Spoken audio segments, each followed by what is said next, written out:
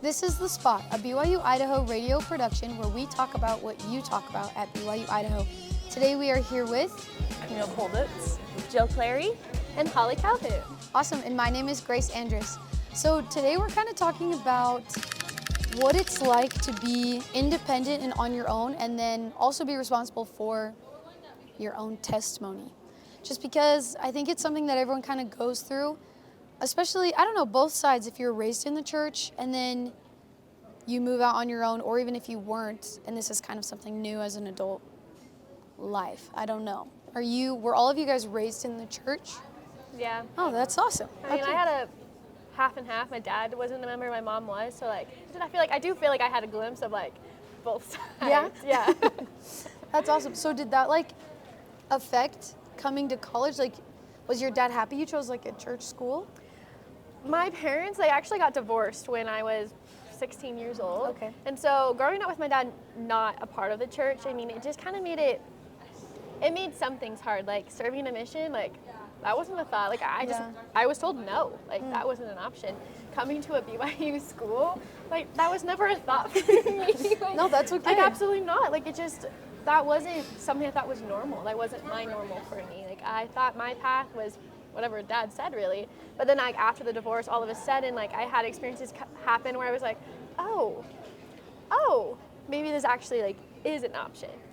And so it did make a difference, a big difference. Yeah. After the fact, realizing I got to make my choice and what made me happy, and that was, I don't know, what made me feel Christ-centered. Yeah, no, that's totally fair. I feel like that happens for everybody, but just at different spots in their life. I don't know, because I feel like both of my parents are members, and they both were mission is your choice, church school is your choice, but obviously you could tell they wanted me to do X, Y, Z. You know, they have a preference. They're always oh, it's your choice, but we know you'll make the right choice. Yeah. I'm okay. We know the right choice for you. Yes, seriously. So I don't know, I didn't go on a mission, and I didn't go to a church school at first. I went to Utah State, and that was kind of interesting too, because I was at BYU-Idaho for a year-ish, and then I went to Utah State, and BYU-I, first of all, I didn't want to be there. Sorry. And secondly, because I didn't want to be there, I felt like the gospel was kind of shoved down my throat a little bit here. I was I don't want to go to Devo. I don't want to go to FHE. I don't want to be FHE mom. I hate that calling. Don't tell my bishop. I hate that calling. I've had that calling the last 4 years I've been in school. Because God heard you. It's because God's oh, you hate that calling? Here it is again. I'm going to make you love it. But anyways, and so then I went to Utah State, where I feel the gospel was more your choice kind of thing. Only to realize that it was always my choice the whole time. It was totally up to me how Christ-centered I wanted my life to be, whether I was getting told how to show up or if I had the choice. It still was my choice. I don't know if that makes sense. Yeah, that makes sense. 100%. Yeah? Yeah. My parents, they went to BYU. My mom is a convert. Okay. She grew up in South Africa and became a member there. Then my dad went on a mission in South Africa also. Is that how they met? Yeah, it is. Okay. Well, kind of not. He met her family in South Africa. Okay. And then they both went to BYU and they met each other because my dad knew her family. But they never chose where we wanted us to go to school, obviously. Yeah. But we would go to BYU every single year. It was our trip, our vacation. Cute. And they took us to Utah, and we'd walk around BYU. So so many memories of BYU, Provo. But it didn't make me want to go, but it also did at the same time because I wanted to go with my parents. Yeah. And also they're oh, you get married, you go there. So I'm okay, I want to do that too. Yeah, that's true. The blessings were so real. Yeah. Yeah, but then I ended up going to BYU-I. But So, did you apply to BYU Provo? I didn't at first because I had terrible grades. I was do I even want to go to school? Okay, fair. And my sister went here, so she's just go here, try it. So I went here for 2 semesters, and then I did try to transfer, but rejected. Yeah, So but I hey, that's stayed okay. here. BYU Provo doesn't know what they're missing. Plus, we love you here. Don't leave. We need you. Seriously. No, Provo's low-key so intimidating. I thought for a while, I was yeah, that's my place. I don't think that's my place. No hate, though. Either. I love Provo. Every time I go, I have a great time to visit. Yeah. But it's low-key intimidating. 100%. It's just it's completely different from here. Totally. I mean, yeah, it's the same. We got the same school, Brigham Young University, but wow, it's different. It's so different. I mean, just the Yeah. culture, which is crazy. Yeah. I feel like Rexburg has like more of a small town charm, It does. where Provo is like kind of more big dog, which is fine. It's totally fine. It's fine to be big dog school. We need that, but like I think the small town charm here gives a little bit more opportunity for everyone to kind of succeed instead of just like the top 10. Yeah, it's not Yeah. competitive. Yeah. Which is super nice. Very competitive, yeah. I mean, God will send who needs to go there. True. Facts. I believe And that's that. not me. That's okay. And that's okay. I thought about BYU Provo for like 2 seconds because at first BYU-Idaho hadn't even like ever crossed my mind as an option until a friend mentioned it. But I didn't like feel super great about Provo. I was like, maybe. Yeah. But it was going to be either that or UVU. And then a friend mentioned BYU-Idaho. She didn't even end up going, but our plan was to both go there. And I was like, this is pretty great. And for the first time, I actually felt excited about going to a specific college. Cool. So wait, where are you from? California. Okay, cool. So you were gonna go to either UVU or BYU. Yeah. Right, and now one you're of the two here. possible. Yeah, this Okay. is where I am. That's Did you like kinda apply awesome. there or? Oh, I didn't apply there. I didn't even apply there. That was just a small minute was of just my the life where I was thought. like, maybe Yeah. I could go there, maybe. And I was looking into it. I never even applied for it. I only applied for BYU-Idaho. Hey, 99%. Right? I figured there's a pretty slim chance I won't get in. Like, it'd have to be pretty bad, I think. That would be crazy to not get in. If you didn't get in, that's okay. It's okay. There's no Apply again. Because you will get it. You will get in. So you're from California. Is the church really strong where you grew up? I would say so, yeah. It's basically, like, there's so many people there that it's definitely not terribly small.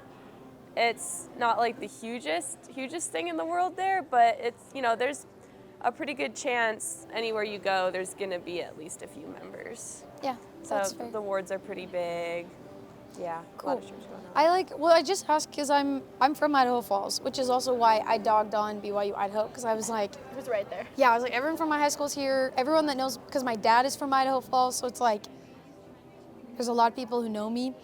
Not know me, know my family, my parents. But anyways, and so like, that's why I didn't want to come here. But I feel like from California or like Washington, I don't know, maybe it's more enticing, but Yeah, maybe not. Because it's a lot different than Washington. It's very dry. Wait, what part of Washington are you from? I live, it's such a small town, but I'm like an hour from the beach. So like an hour from Vancouver, Washington. Yeah, I'm from Dry. Washington too. Oh, really? Yeah. Where? That's why I was like, where? Oh, no way, where? No, I'm like Seattle area. Okay. Yeah, so I'm west of the Puget Sound. Oh, dang. So That's cool. I know the drill. You know how it is. That's awesome. Okay, so all you guys are like not from Mormonville, No. like me. Because I feel like Utah, Idaho, Arizona, a little bit. It's like super Mormonville. Oh, definitely Arizona. At Very least where populated.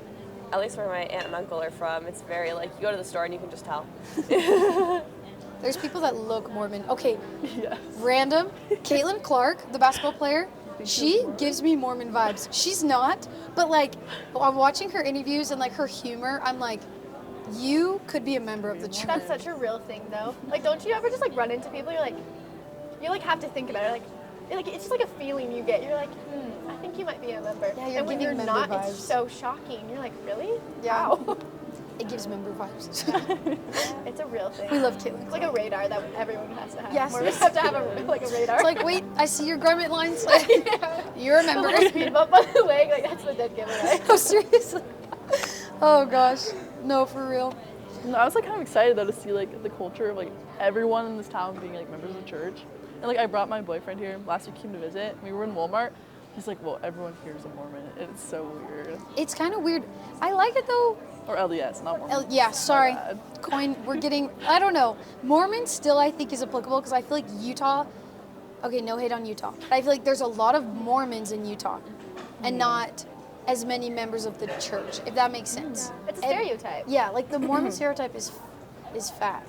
To me, I guess Mormon is like the culture or like the vibe. Yes, and that's how I then agree. member of the Church of Jesus Christ of Latter-day Saints, is the religion. Well, because the whole point is that if you understand who you are, you know that first off, you're a disciple of Jesus Christ. Like that's what we live by. But then there's all these like cultures and stereotypes of Mormon, and I'm like that's where we start leading away from the real think so. point. Yeah. So honestly, I feel like it's actually a good differentiator. That's Yeah. like, that's Mormon culture, Yeah. but not the church. This is define who we are. I agree. No, I agree. I feel like recently, not to like talk about this, but I think it's good to talk about. There's a lot of people, a lot of my friends are leaving the church now that they have all this new independency, because they're like, oh, I'm not brainwashed anymore. Now I get to decide something different. And that makes me sad, because I think what happens is, at least for me, okay, we're going to look at this little display I have going on, is I have the gospel of Jesus Christ, I have Mormon, like the culture of the church, and then the organized religion of the church. And so I feel like too many times people let the organization and the culture stray them away from the gospel, which it makes me sad, because I feel like when you're independent and you get this opportunity, they just get so caught up in the culture. Like that is like time and time again, it's like, oh, well, there's not a place for me here, I don't feel safe here, or people are judging me, and I'm like, that's not the gospel that's doing that. What's been so bad recently is like social media. Yes. Everyone's just dogging on the church recently. Yeah. And Really? It's Yes. so bad. I mean, you think about the shows that are being put out, like I See Your Yes. Lives of Mormon Wives, my and gosh. all the documentaries. I mean, when you're from outside perspective looking in, I mean, I don't want to know what that's like, because you don't know. Yeah. Right? And I mean, you're looking at that, and you just are safe to assume, like, oh, that's what they're like. And that's not the point. Oh.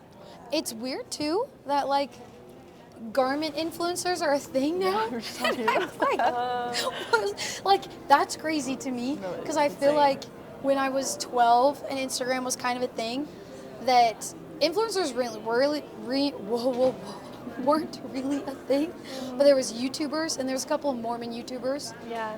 and they would just, I don't know, I feel like being a member wasn't as promoted, and now being a member is like Like that's an your ED. Or it comes brand. on Yeah. strong. Yeah. I'll see reels all the time that are like garment-friendly outfits that are way yeah. cute. I'm like, okay. I mean, if we just think about it, when reels are massive now, it's become such a big deal. I mean, I feel like there was TikTok that really just took over, but now we're like balancing out with reels. Yeah. And it's just like taking over to make videos about like what you're passionate in. It's more than just posts. Yeah. It's videos. It's interesting. I love seeing the garment friendly videos where they're wearing like a tiny like strapless shirt, and they're like wearing garment friendly outfit with the new garments, and it's like they're obviously making fun of us Yeah. because of all the new garment like Yeah. trends that are coming out, but anyways, so funny. It's weird at like how far we've come.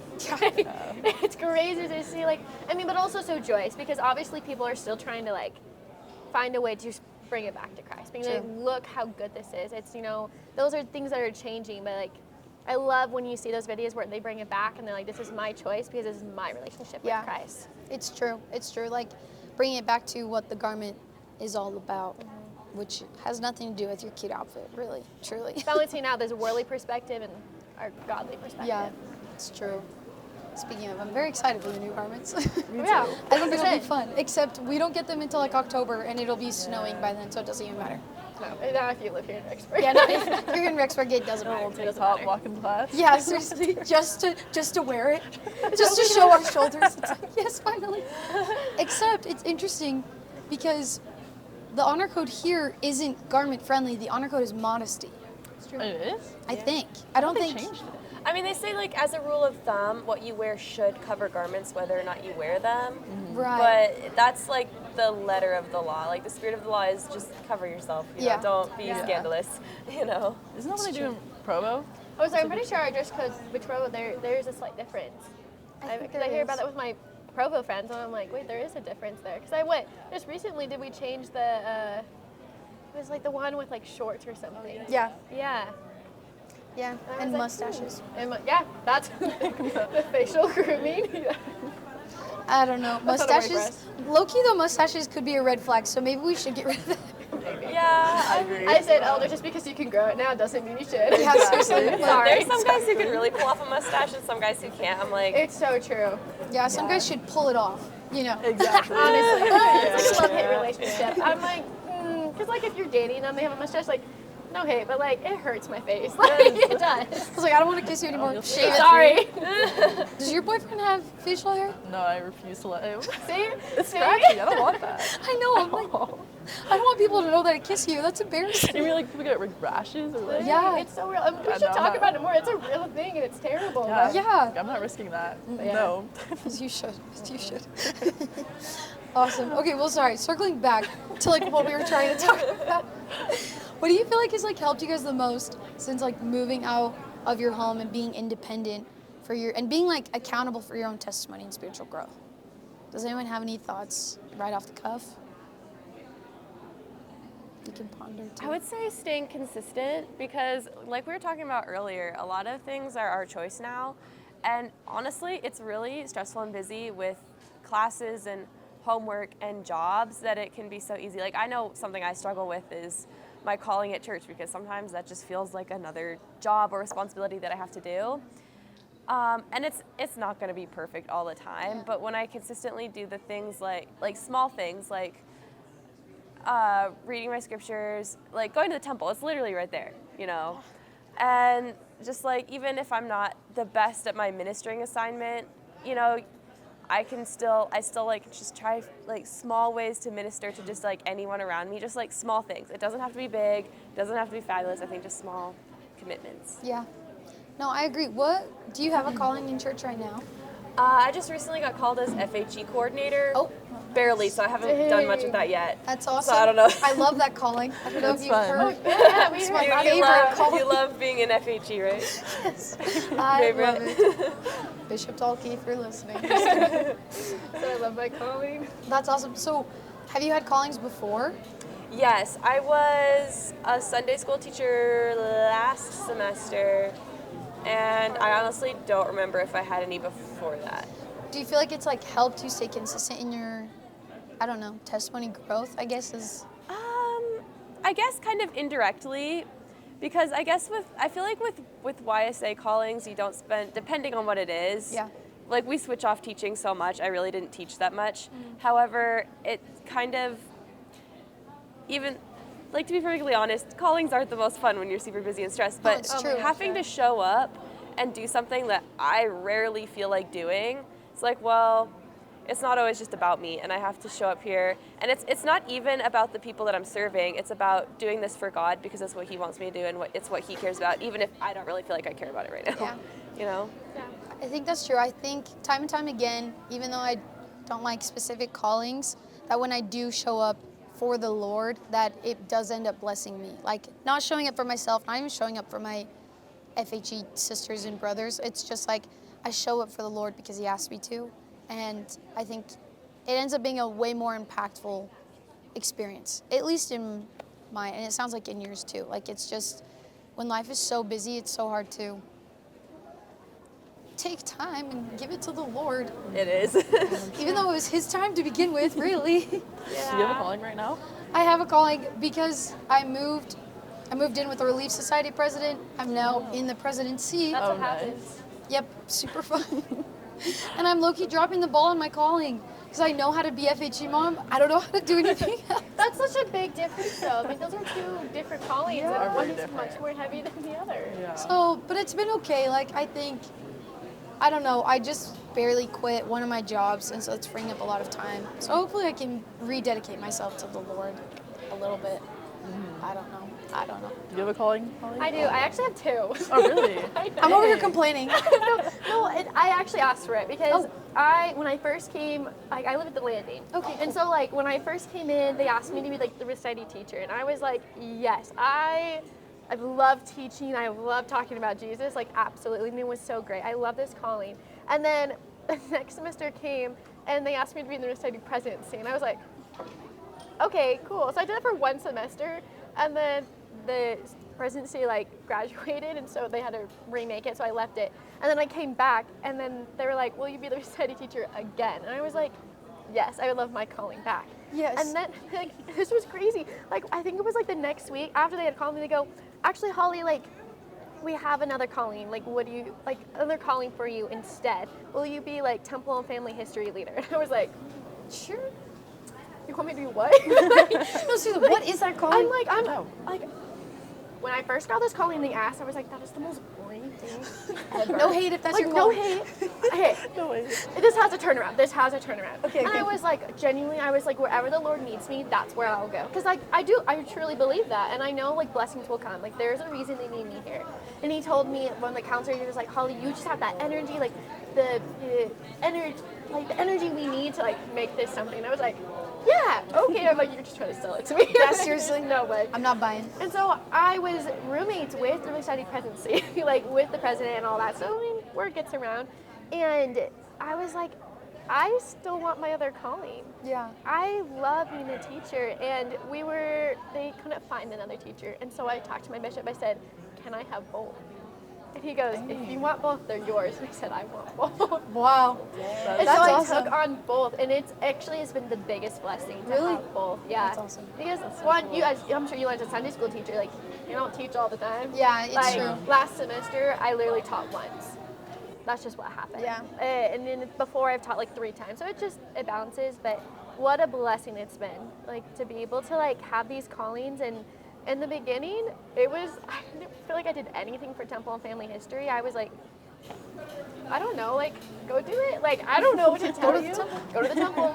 But then we started doing these like weekly activities where like every Tuesday we get together. We do like a 5-minute little like spiel on like temples or whatever family history, and then the rest of the time is for like mingling. There's food, we homework, have an activity. We didn't like karaoke before, like Cute. just all these things, and realizing like it was those little efforts that I Yeah. was putting in. And then we started doing temple trips, and like it just has built with every semester. This is like my 3rd semester now having both callings. Oh, nice. And so it wasn't perfect at first by all means. Like Yeah. I did nothing, it was terrible.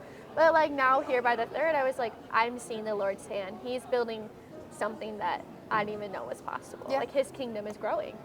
Which is awesome. It is so awesome. And now you're like a tool for that. I don't know, and I'm like, do I feel like I'm even that great at Temple Family History? Like this whole time, I can't tell you I've brought in my own family name once when I've gone to the temple. Okay, honestly, fair. So like I'm imperfect. I'm so imperfect, but I've grown so much from when I started. Yeah. And that's the point. Yeah. That's so cool. I don't think I've ever heard of someone being a teacher and not complaining about it and be like, I gotta just teach. love it. I That's so know. cool. You're awesome. Thanks. Yeah, that's awesome. Okay, so segueing, you love to teach about Jesus. I do. You love to talk about Jesus. I do. Tell us what you do, Shadi. I have a podcast about Jesus. Hey, That's yo. kind of why I love being a teacher. I have a podcast. It's called Points for Jesus. And it's kind of a funny statement. Like, honestly, like, because I'm so used to saying, oh, points for Jesus, like, I don't realize it's kind of interesting. Like, why am I saying points for Jesus? It started with a friend, like, back in high school. We are longboarders. And we would, like, longboard around this neighborhood, like, looking at Christmas lights. And it was a joke. It was such a joke. We would, like, judge all the houses, being like, oh, like, 2 out of 10. Oh, 9 out of 10. And then we, like, started seeing, like, little nativities. Like, oh, extra points, like they got something Jesus related, so like they're doing better, right? We were just having fun with it. That's what we did. And then the phrase just kind of caught on, like, oh, extra points for Jesus. Oh, points for Jesus. And it turned into like, oh, you went to seminary this morning? Points for Jesus. Oh, I just saw you back talk your mom. No points for Jesus. It's like aura points. Like, Literally, that's what it was. We're so judgmental, but like, it was funny because then our mom started using it towards us. Cute. Then like our friends did, and it turned to like girls kept starting to use it. The stake started using it. Like it just became such a thing. Like, oh, PFJ, points for Jesus. And my friend and I, we even like had little merch. She made me a ring that said PFJ on it. cute. And it just became something so dear to my heart. I was like, something about this makes me feel so good. And I remember, you know those late night talks when you're just like with your friend, it's a sleepover, and you're just chatting? It was one of those. You know, like, we're going at it, and we go, what if we made this something more? Yeah. I said, I don't know. Let's I try. don't know. And at that time, I had a lot going on in my life. Like, my parents were getting divorced. I had, like, packed up and just left my house. Like, kind of was house hopping a bit. Like, I just had a lot going on, and life was really heavy. But I am so grateful that I just had something in the back of my head being like, Holly, you are worth so much more. Yeah. And I would talk about Points for Jesus and say, and I remember like making logos, being like, I'm gonna make a podcast, I'm gonna like make this business, I'm gonna do something with it, but never did. Yeah. I just didn't know where to start. I mean, I just didn't feel like, how could I ever do something so great like that? And everyone kept saying, Holly, you got this, like you would be so great, but I needed to believe it first. Yeah, fair. And that's what I was missing. I ended up having such a great influence in my life where I ended up choosing to go on a mission very last minute. Because as I said, like, that wasn't an option for me. I wasn't going to go on a mission. So I ended up going on a mission, and people would ask you, well, what are you going to do? And I started getting really bold, and I said, I'm going to start my own business called Points for Jesus. Yeah. Did I have a clue what that meant? Yeah. I just manifested it. I came home, and when I came home in October of 2023, in that January, I launched Points for Jesus. Not a clue what I was doing. Yeah. I think my first episode, I have like my phone in my hand and I'm in the elevator of the landing and I'm like going up and down on the floors, just like talking to it, being like, this is my dream. Yeah. This is what I'm going to do. And it's like the whole idea is like, I just feel like in today's age, and I don't know if you guys feel the same, but being Christ-like was meant to be simple.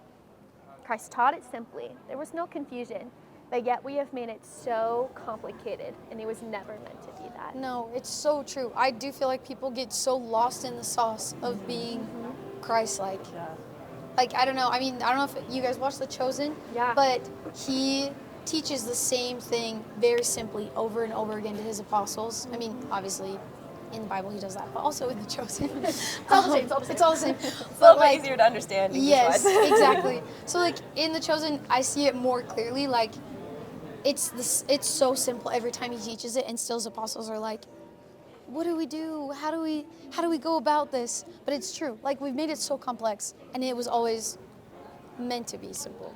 Yeah, Always. it was. And you know, it's my favorite part the vision that I had for it was being able to like bring people on. And I had listened to lots of podcasts before, so I've been listening to so many, kind of being like, what do I need to learn? How can I be like get the kind of audience they're looking for? Because I needed something consistent. That's what I wanted. Like, where was I going with this? Yeah. And I just really was like, I just want to see what other people do to be Christ-like. And the ideas were given, like, not just like those my friends. Like, I'm talking, I want to know what 8-year-olds who just got baptized, I want to know what they're doing. I want to know what CEOs of businesses are doing. I want to know what 22-year-old college students are doing. And so they come on the show, and I just ask, what do you do to strive to be like Christ? And, you know, you got to think about it, and you've got the basic answers, you know, of like, I read my scriptures, I go to church, I say my prayers, which are perfect, but I'm like, I want something more. Yeah. Let's be realistic about this. What are you doing? Yeah. And it's been just miraculous to see, like, everyone has this different answer, and it just flows. The Spirit guides me, like, God made us all so unique, and this is my experience of how I choose to be like Christ. And it's amazing. No, that's awesome. Yeah. That's very cool. Wait, I want to like know everyone's answers, but I want you to go first. What do you do to strive to be like Jesus Christ? I think what I do is, there's so many things, but if I had to break it down to one thing, it's truly just waking up each day, and like every choice I make throughout the day, I mean, it's asking myself, am I choosing to be like him? I mean, it's simple as like, when I wake up, like, what's the first thing you do? Do you roll over and say your prayers, or do you roll over and look at your phone? I mean, that is a choice right there, like, of being Christ-like. And it does set a tone, you know? And obviously, if you do that, there's no hate, because I've done that. Like, Yeah. there's so many days where I do that. Yeah, true. You know, and there's a balance. And it's understanding, like, I choose to live like Christ because I want to. Yeah. Like, that's how I live like him, is because I want to. No, I That think is my that's answer. fair. That's Yeah. awesome. 'Cause I want That's to. like so cool though. I think like podcasts and creating a social platform is more accessible than it ever has been. Mm-hmm. And so it's the perfect opportunity to spread the love of Christ and to spread the gospel is on a platform that's accessible, the learning is accessible, the content is, you know what I mean? It's Oh, so yeah. built for you. You just have to have an You have intention. to make that choice. Yeah. Yeah, like, what are you going to use it for? I mean, being Christ-like is that simple. I simply choose to be like him, so I'm going to use, like, the influence I have on social media for him. Yeah. I just make that choice. Might as well. Might as well. Might Right? As well. Might as well spread as the well. gospel. What do you mean? Okay, what about you guys? I kind of have a similar answer. I used to have my like "What would Jesus do" bracelet. Yeah. I broke, unfortunately, and it was Oh. dirty, so I took it off. Dude, But yes, they get smelly. That's a nice, And I'm yeah. like, It was oh my like gosh. white, so I think we was all have to go through the phase where, like, it's got to go. It's gotta go. It's gotta dip. It's so sad. But kind of the same thing. Like every day, I'd like look at it and be like, okay, what would Jesus do? And all my choices, it's like, it was like a habit in my mind to think, what would Jesus do? And I like say it out loud, and like my friends would get so annoyed, like my family, because they'd be like, I want to go eat out on Sunday. I'm like, what would Jesus do? He wouldn't do that. So I So was true. constantly had that on my mind, and I think that helped me so much to actually try to be like Jesus and do what he would do, which is hard sometimes, definitely, but having like that desire, like Yeah. motivation, helped a ton. I think so too. I think that's fair. I feel like similar to yours, I just try to lead like conversations and relationships and situations with love. Like, I feel like not like leading as in like being a leader, but just like in all of my doings, I try to be loving and like Christ-like love, like trying to be understanding and see the person's point of view, just because I feel like so many times people are quick to judge and quicker to like make a harsh, I don't even know, not even like decision, but just a harsh judgment based on someone's behavior without looking to understand. So I feel like what I do is I just try to lead with love in everything that I try to do. Yeah. But it's hard. It's kind of Definitely. Can I overwhelming. make a comment? It kind of, I think also with like living like Christ and like what would he do? I think it's also knowing like when we do mess up, what would he do after? True. Right? Recognizing like sometimes I'm just not going to lead with love. I'm just not. Like Yeah. there are moments where I see something, you know, and I'm like, that really makes me angry, you know? And me, even just recently, I've had experiences where I see something and I'm like, I really regret how I acted after. Yes. You know? Oh yeah. I have second hand Yep. cringe so many times when I think of like a situation that I handled and I'm like, oh my gosh, that's so cringy. No one should know that I did that. Yes, and no it's one like the should secondhand know. embarrassment for myself. Being like, I can't believe I thought that thought, I felt that way. Being like, no, I love this person, and then like, I want to act as he did, and being able to understand like, well, what did Jesus do? Well, he's taught me to repent. He's taught me to like how to better myself and go back and fix that, because that's again being Christ-like. It's not always doing it the first time. Yeah. Maybe it's like the second or third, Yeah, or the fourth or fifth, or the honestly. 100th by that point. No, seriously, it's just like in all doings, because Christ is patient and he tries again and he repents and he has a higher love for his apostles, but that doesn't mean that he has lack of understanding or patience in that way too. Jill, did you have any comments? I do. I think like two things that I've been really thinking about recently are, first, I just like to involve God in everything. Like I basically pray about everything, all my decisions, like everything I need to do, and I just try to always have you know, people say like, you know, always have a prayer in your heart. Yeah. And I really try to do that because, to be honest, I think we all need a lot of help making decisions in college. It's so Amen. true. Especially in college, everything's so heavy. Yeah. And then secondly, also I just feel like lately I've been really trying to I want to be the person who helps other people feel valued, because I just feel like in today's world people can be so harsh and insensitive and judgmental, and there's just so much conflict and people thinking that they're lesser or better than other people. And especially these past few semesters, that's something that's really like hit me, like I'm kind of tired of it. And so I just like, again, I'm not perfect at this at all. But I want to be the person who's like saying nice things to people, always positive, not negative. And I've gotten to a point where like whenever I do say something negative or like kind of rude to someone, I'm like, ew, like that wasn't me. Like, what is that? Yeah. You know, and it happens. And then again, you have to think, well, okay, what would Jesus do in this situation? Like, I've already done the wrong thing. You know, you have to fix it. But it's just been the whole character development. It helps me feel more like I'm just trying to be more Christ-like. I think that's supposed to be the goal, though. It's just you're always striving, always recommitting to Him. Like that's what being Christ-like is like. I mean, we're not all perfectly Christ-like. We're just not. Yeah.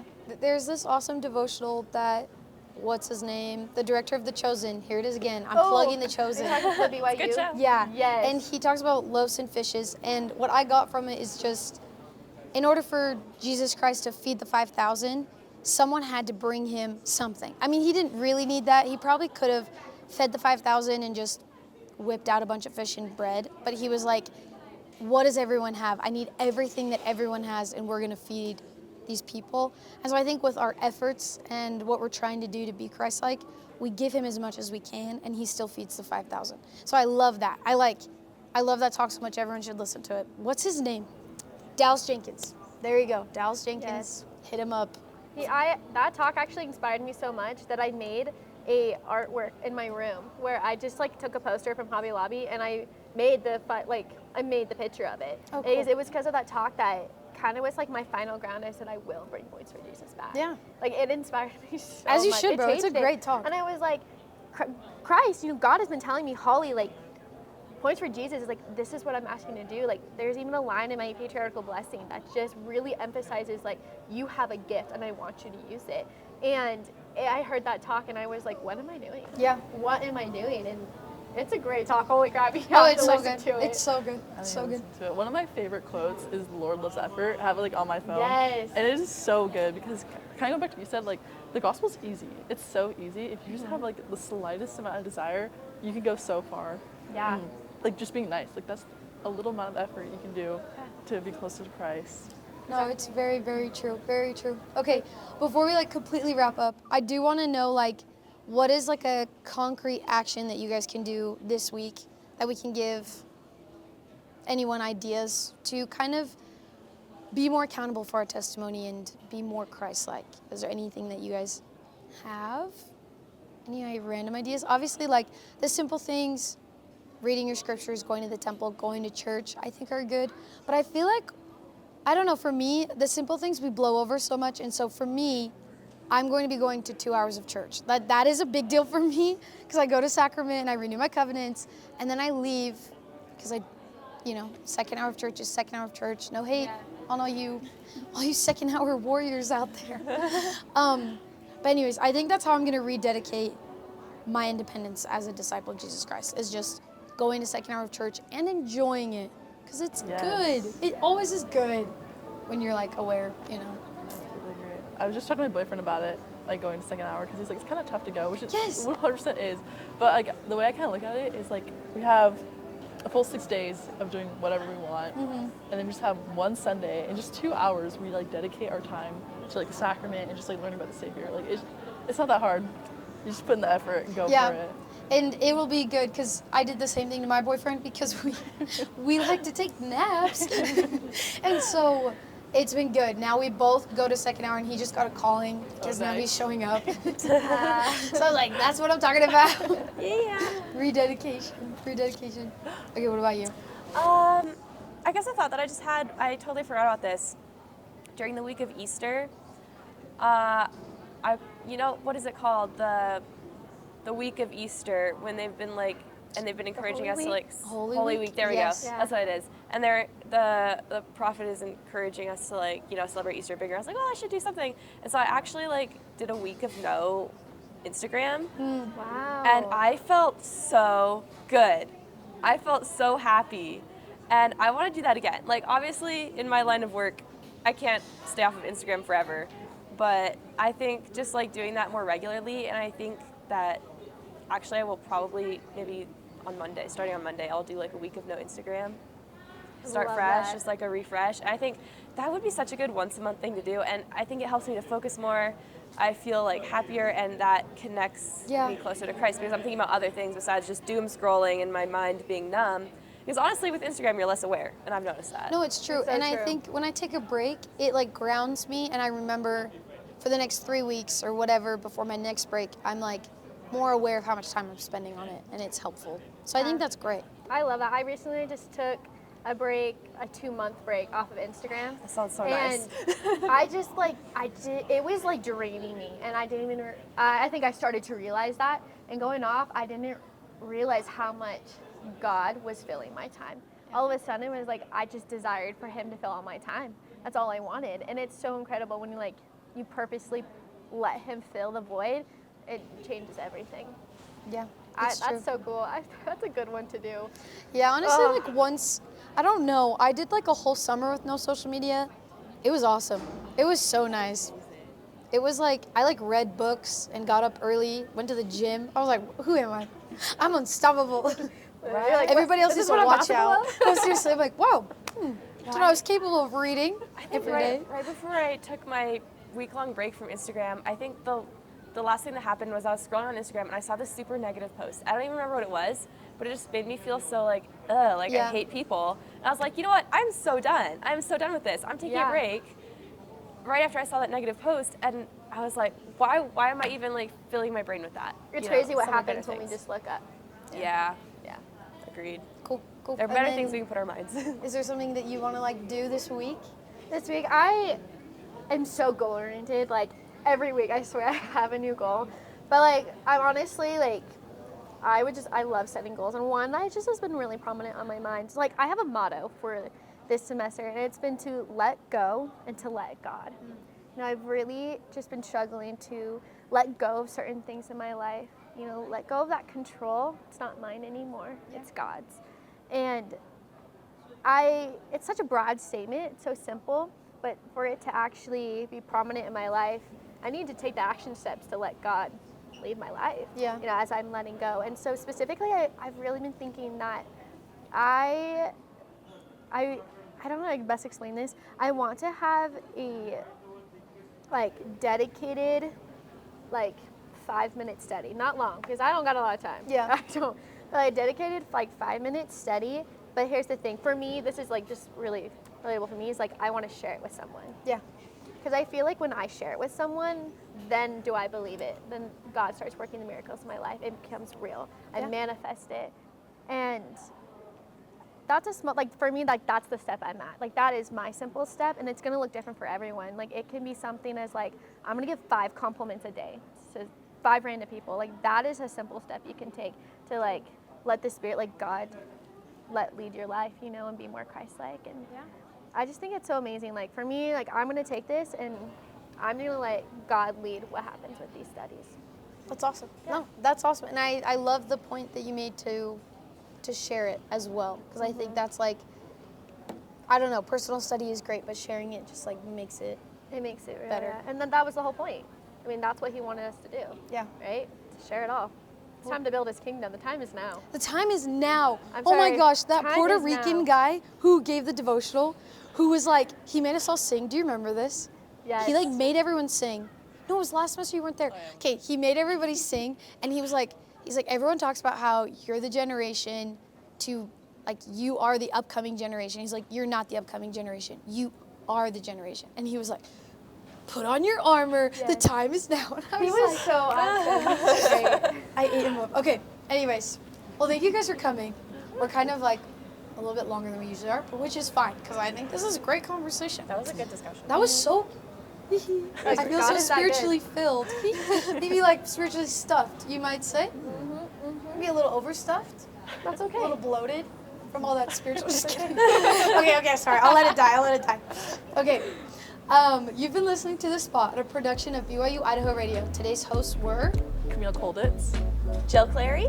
Holly Calhoun. And my name is Grace Andrews. The views and opinions of this podcast are not that of BYU-Idaho Radio or the university, and are solely the opinions of the hosts. Our theme music is Finding Happiness by DJ Quads, and The Perpetual Ticking of Time by Artificial Music. To listen to more episodes of The Spot, visit our website, byui.edu/radio, and click podcasts. Follow us on social media at @thespot_BYU-Idaho Radio, and be sure to subscribe to The Spot podcast wherever you get your podcasts. Have a topic in mind? Leave us a comment and let us know what we should talk about next. Bye. Bye.